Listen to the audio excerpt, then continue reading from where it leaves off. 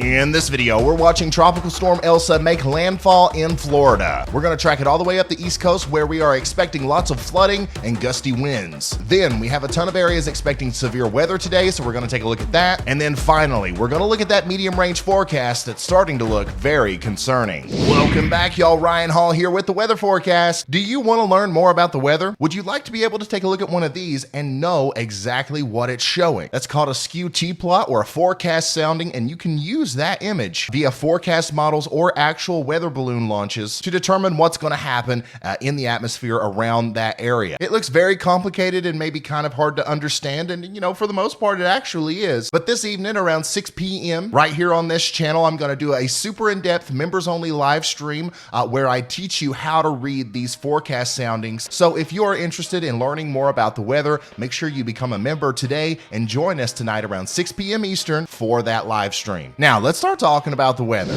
All right, here's a big old look at Tropical Storm Elsa. And as you can see, she is getting ready to make landfall right now somewhere near Horseshoe Beach along the Big Bend there in Florida. This thing has weakened and strengthened over and over again during the overnight hours. We actually got it back up to a Category 1 hurricane as it was south of Tampa. And then right as it passed to the west of Tampa, it just rapidly weakened. And now we're back to a tropical storm. It's still a pretty intense tropical storm. Here on the last couple of frames, though, you can see that there's a big area of new convection that's just popped up as it's moving across into the peninsula of Florida. But for the most part, we've seen everything that Tropical Storm Elsa is going to do. We've definitely seen everything that Hurricane Elsa is going to do. And as this continues to move off to the north and east, it's just going to continue to weaken and just cause some, big time rain problems and maybe some isolated severe weather problems as it goes all the way up, into the New England area. Now, something else we're going to be talking about today as we look at the entire United States of America are multiple areas where we are expecting severe weather. So obviously, first of all, down here where Tropical Storm Elsa is making landfall, everybody in the yellow there,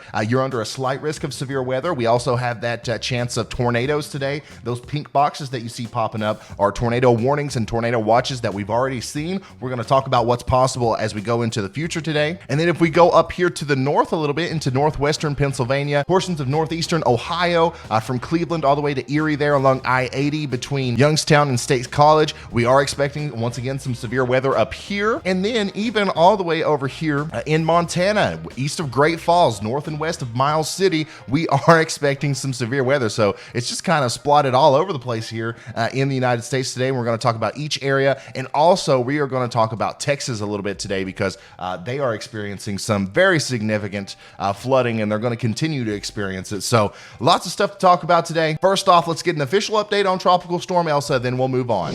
All right, here's the latest from the National Hurricane Center on Tropical Storm Elsa. Sustained winds are right at 65 miles an hour. So once again, that's a pretty intense tropical storm. Once it gets up to 74 miles an hour, it's officially a hurricane. So we've been teetering around 75 to 65 this entire time. But as it makes landfall, it does look like we're going to have those 60 to 65 mile an hour winds. And as you can see, this is the track right here. It stayed pretty consistent. And now we are expecting that this will maintain its strength as a tropical storm all the way across Georgia into South Carolina, North Carolina, and then even once it gets into the Chesapeake Bay and then off the coast of Long Island, it's still going to be a tropical storm with winds over 40, 50 miles an hour in some places. A big problem with this storm is going to be the flooding, okay, especially down here in North Florida and Southeast Georgia and Southern South Carolina, okay, Charleston, Savannah, all these places, you're under a moderate risk of flash flooding over the next couple of days as this storm tracks across you. This is going to bring some heavy rain with it, okay, and it's going to drop it on you in a very short amount of time. We're talking about 3, 4, 5, maybe 6 inches, maybe even more in some areas in a very short period of time. Also, Myrtle Beach, Wilmington, Raleigh, Durham, all the way up to Cape Hatteras, you guys are looking at a lot of rain, and we're talking about flooding for you guys as well. And then it's just going to open up the gates of moisture into the northeast here, and pretty much everybody in East Pennsylvania, Jersey, New York, Connecticut, Rhode Island, Massachusetts, Vermont, New Hampshire, Northern Maine, you guys are also under the gun for possibly some pretty significant flooding up there as Tropical Storm Elsa brings up a ton of moisture from the Gulf and the Atlantic to you guys. Now, we've already seen a lot of coastal flooding in Florida, especially around the Tampa area due to this storm. We're going to continue to see it around the Horseshoe Beach and Fish Creek area. And then once this makes landfall, it's going to start pulling in some winds from the Atlantic Ocean towards Georgia and South Carolina. And we are expecting 1 to 2, maybe even 3 feet in some areas of a storm surge all the way up into the Charleston area and maybe even, closer to Myrtle Beach as we go go into the future. So 1 to 2 feet of storm surge isn't anything crazy, but it's definitely something to watch out for. If you live in that area, be prepared for that. Now let's track this thing on out, embedded storms and all, on the weather models. All right, here's a look at the HRRR model, the high resolution rapid refresh model. We're going to use this thing to see what the radar could look like as we go further on into the day. Up here's your date and time. It's always displayed right there. And here we are at 10 a.m., okay? Around the time that this video is going to go up, we're experiencing landfall right here, just north of Horseshoe Beach in the Big Bend area. And we are seeing lots of heavy rain and strong storms in this area as well. Now, once again, I want to remind you that everybody on this part of the storm, okay, if you are in a feeder band that is feeding into the storm from the southeast to the northwest, or from the southwest to the northeast, and then eventually curving to the northwest, you are in the prime area for tornadic storms to form, okay? We've seen a lot of tornado warnings today. We've seen a lot of tornado watches. We're going to continue to see that all across Florida. Everybody on the peninsula and in the Big Bend area is, likely to see some sort of storm today that has the opportunity to produce a tornado. So stay weather aware, okay? It's just a tropical storm. I know you're not too worried about it, but it doesn't take much for one of these tornadoes to spin up real quick and cause some damage in your community. Make sure you have a NOAA weather radio plugged in and have some batteries in it.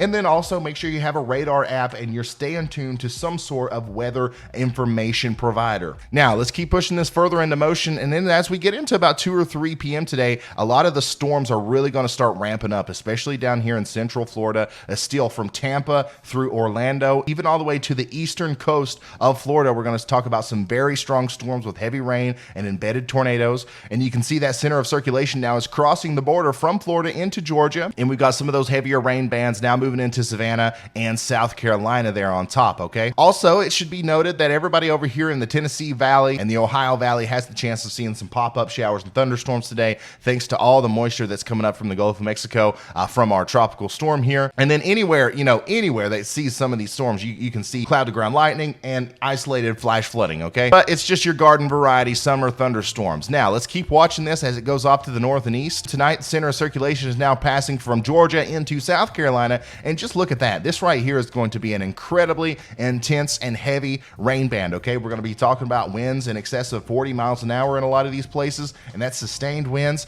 And then we're also going to be talking about these heavy thunderstorms training up along the beaches that have the opportunity to produce waterspouts and tornadoes. Right around 4 a.m., it's going to be north and west of Charleston, and then right around 8 a.m., Myrtle Beach, you're going to be seeing the brunt of this storm as some of those really strong storms will be coming ashore. And once again, the center of circulation is still way back here in South Carolina, but I think the most intense area of weather is going to happen right on the coast there. And this is also when we're going to see the peak amount of storm surge in this area of South Carolina as well, around 8 a.m. in the morning. Let's keep pushing it forward because it doesn't stop here. And as you can see, as it gets further into North Carolina, it does look like a lot of the precipitation and a lot of the intense motion, the circular motion of the storm is starting to let up. And I agree with that. This still may be a tropical storm at this point, but it's going to be closer to 35 mile an hour winds, 40 mile an hour winds than 50. And you can see all these storms up here in the northeast. We're going to talk about more here in a second. In fact, let's change our view to the northeast. Let's track this all the way out as far as we can get it. Now, as you can see, this is going to go right across Richmond, Virginia into the Chesapeake Bay. And it's at this point where, the HRRR is saying that the track looks like it's going to be a little bit more coastal. But if it goes out to sea just a little bit more like that, I do think we're going to see this re-strengthen into a tropical storm or a more intense tropical storm. And we're probably going to see some storm surge problems in the coastal New England areas, and probably some major winds and a really intense storm for the Cape Cod area in Massachusetts. But that is as far as the HRRR is going to let us go right here. Now what we're going to do is we're going to rewind a little bit. We're going to zoom out to the east. So we're looking at the whole East Coast now, and we're going to talk about our possibility for some severe weather today and tomorrow up here in the Ohio Valley, in the Northeast, and the Mid-Atlantic here, okay? So let's, obviously we've already talked about this. Now let's focus up here. If you're in Northeast Ohio today, some really strong storms are going to start popping up today around 4 or 5 p.m. And actually, this is going to affect a lot of Ohio with these random scattered pop-up showers and thunderstorms that have hail in them and some gusty winds and cloud-to-ground lightning. But I do think the greatest Concentration of those storms will be right there in northeastern Ohio. Here in southern Michigan, northeastern Indiana, we're also seeing those storms popping up too. And then let's track that forward. Some of these storms are going to get pretty intense, especially around the 7 or 8 p.m. time frame. We're also going to see some big storms over here in Massachusetts, Connecticut, Jersey, North Jersey, and in and around the Philadelphia region. We're also going to see some storms pop up. Basically, everybody in the Northeast today has a chance of seeing some storms. It's just, it's random. The way that I do this, the way that I forecast weather, I don't know if your local weatherman agrees with me or not, but a lot of you today, especially if you live in this area, you're going to see a 50% chance of rain. And you guys are probably like, oh, Lord goodness, of course there's a 50% chance of rain, might as well flip a coin. Well, the way that actually works is in your viewing area, let's say it's about that big, 50% of the people that live in your viewing area are going to see rain. It's not just a 50% chance that you are going to see rain, even though it does kind of equate to the same thing. But the way I like to do it is I like to forecast the weather and say, okay, if you live here, you got a 50% chance of rain. Now let's talk about the intensity of that rain and what to expect if it does occur. So yeah, just a big scattered thunderstorm mess up here in the Northeast in the Ohio Valley. Now, if you live in Northeast Ohio and Northwest Pennsylvania, be especially ready for maybe some isolated hailstones and some isolated damaging wind events, okay? Now, up here in Montana, we've got a fast-moving disturbance coming through. I mean, this thing is just riding that ridge, and it's going to dip down here into the Central Plains as we go into tomorrow. And just at the apex of that curve up there, it is really going to try to get forward with some bow echo motion. There's going to be a squall line of storms moving through here, probably some very significant winds in some areas. So we're going to watch this closely today as we get into the evening and overnight hours around 10 p.m. here in central Montana. Up here around the Upper Missouri River Breaks National Park area, there's really a lot of forward momentum with these storms, and I do think we're going to see some straight line damaging winds associated with that. And even as we get into the midnight time frame, as these storms move closer to Miles City and Wolf Point in Montana, they're still going to be packing a punch with a lot of heavy rain, but mostly straight line damaging winds are going to be a big problem as this moves off to the south and east, diving into that warmer air as it goes that way. And that's probably actually going to spark some more storms as we go into Thursday and Friday, and we're once again, we're going to talk about that here more in a second. Okay, so last but not least, as far as the next 2 days go, I do want to talk about Texas here. There are no slight risks, no SPC risks, except for maybe a marginal risk down here in Texas today or tomorrow. But I do want to talk about this because these guys have just been getting inundated by rain, and it's starting to come to a head here, but the last little part is going to be the most intense part, especially down here in southern Texas and southeastern Texas, near Corpus Christi and points south, and maybe even as far north and east as Houston. We've got a rotating low pressure system that's just hanging out here in southern Texas. You can see the spinning motion there, and it is just flinging moisture from the Gulf of Mexico up. This is a very warm portion of the Gulf of Mexico. There's a lot of moisture down there to work with, and it is just dumping it on Houston, Corpus Christi, and areas of southeastern Texas down here. We are going to see some areas down here that see 2 or 3 inches of rain, but there are also going to be isolated pockets, okay, where 4, 5, 6, 7 inches of rain is possible. And then if you get under the right little training band of storms, we might even see some areas that get more rain than that. We're looking at a maximum output here of 18 inches of rain according to the HRRR. Now the HRRR is a little bit, it's a little bit hunky-dory. It's a little bit, too much rain a lot of times in these cases, but still, definitely be on the lookout. If you are anywhere in the reds, oranges, browns, or purples there, you are under the gun for some life-threatening flash flooding over the next couple of days. All right, let's zoom out here to the rest of the United States and just look at the big picture here briefly. As you can see, Tropical Storm Elsa is going to be in North Carolina at 5 p.m. on Thursday. Let's watch that thing as it goes out to sea here, okay? So it's actually going to deepen a 990 millibar low pressure system there south of Long Island on Friday at 8 a.m. There are some places in Long Island that may experience winds in excess of 50, 60, maybe even 70 miles an hour. I do have to zoom in here to show you this. This is the expected surface wind gust as we move through.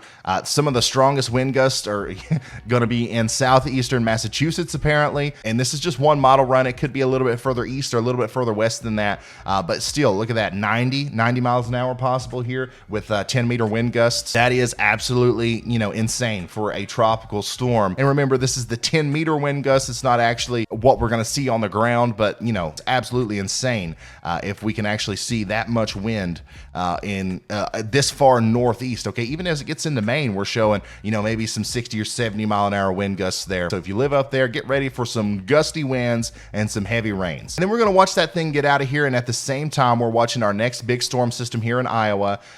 We're really going to be watching that closely over the next couple of days. I think that's probably going to be the main focus of these videos over the next couple of days, because some of the latest model runs are just looking really concerning on Friday and Saturday here in Iowa, in Nebraska, Illinois, these areas. I'm still not 100% sure what's going to happen here. It's starting to look a little bit more like a straight line damaging wind threat, but there's a lot of things going on here. There's going to be a lot of convective available potential energy, and, you know, there's already a slight risk of severe weather here on day 3, which is, you know, doesn't happen unless we're very confident that something is going to occur there. So here's a look at that instantaneous flash rate. This shows where lightning strikes can occur, and as you can tell, big old storm systems moving through around 5 a.m. on Friday. That's going to reignite during the day on Friday and turn into possibly a supercellular event with maybe some, you know, isolated tornadoes, and then likely that's going to turn into a straight line damaging wind event as that turns into a squall line of storms and goes off to the south and east. So you can see that little junction of storms there. This is what we're watching